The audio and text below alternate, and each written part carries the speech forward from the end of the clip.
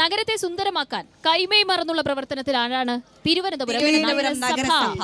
നഗരം ഉണരും മുൻപേ എത്തുന്ന ശുചീകരണ തൊഴിലാളികൾ കലോത്സവ വേദിയുടെ ഓരോ മുക്കിലും മൂലയിലും എന്നും ഉണ്ടാകും. ഇന്നലെ വൈകിട്ട് മിനിസ്റ്റർ വന്ന് നമ്മളോട് ആ കഥകളൊക്കെ പറഞ്ഞു. ഏത് രീതിയിലാണ് സംഭാവന ചെയ്ത ഒരു പദം കൊണ്ട് മന്ത്രി എം പി രാജേഷ് പോയിട്ടുണ്ട്. എവിടെയാണ് അത് പ്രയോഗിക്കാൻ പോകുന്നതെന്ന് അറിയില്ല. എന്താണ് ശുചിത്വോത്സവം? അപ്പോൾ സത്യത്തിൽ ആ രീതിയിൽ തന്നെയാണ്. ഗ്രീൻ പ്രോട്ടോകോൾ കൃത്യമായി പാലിക്കപ്പെടുന്നു, ശുചിത്വം കൃത്യമായി പാലിക്കപ്പെടുന്നു. ഓരോ വേദികളിലും പ്ലാസ്റ്റിക് വിമുക്തമായി ഒരു മാലിന്യം എവിടെയും കാണാനില്ല എന്നുള്ളത് തന്നെയാണ്. എന്തായാലും നഗരസഭയ്ക്ക് ഒരു കയ്യടി തന്നെ വേണം. അപ്പോൾ ഇത്രത്തോളം കഷ്ടപ്പെടുന്ന ഈ ശുചീകരണ തൊഴിലാളികൾ പറയുന്നത് അവരുടെ ഊർജ്ജം ഈ വിവിധ ഇടങ്ങളിൽ നിന്ന് എത്തിയ മത്സരാർത്ഥികളാണെന്നാണ്. റിപ്പോർട്ട് കണ്ടാലോ? ഓക്കെ.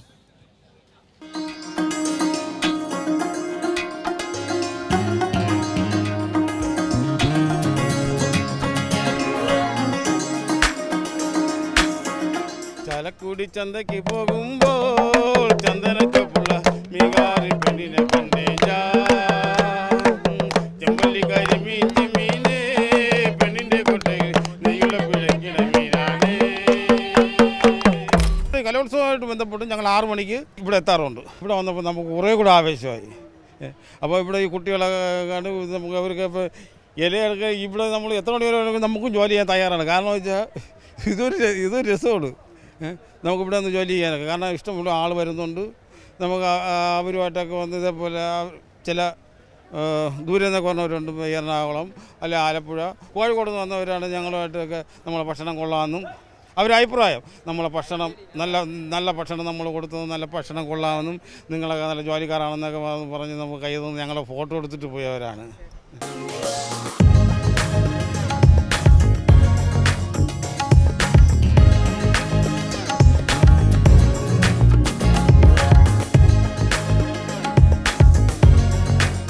നഗരസഭ മെയിനായിട്ട് ചെയ്യേണ്ടതെന്ന് പറയുമ്പോഴേക്ക് ഇതിനകത്ത് കുടിവെള്ളം, സെപ്റ്റേജ്, ശുചീകരണം, ദൈനംദിന ശുചീകരണം, ഈ 3 വിഷയമാണ് നഗരസഭയുമായി ബന്ധപ്പെട്ട് ബാക്കി ഉണ്ടായിരുന്നത്. ശുചീകരണ വിഭാഗത്തിലുള്ള 200ഓളം തൊഴിലാളികൾ ഡെയിലി ഇവിടെ ഉണ്ട്.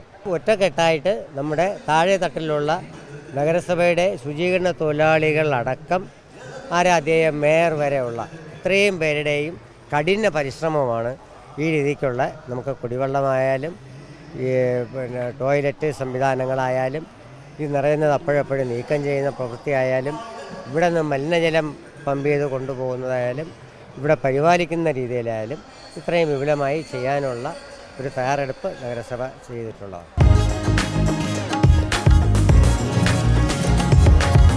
നഗരം ഉണരുന്നതിന് മുന്നേ കലോത്സവ വേദികളെല്ലാം ക്ലീൻ ആകും.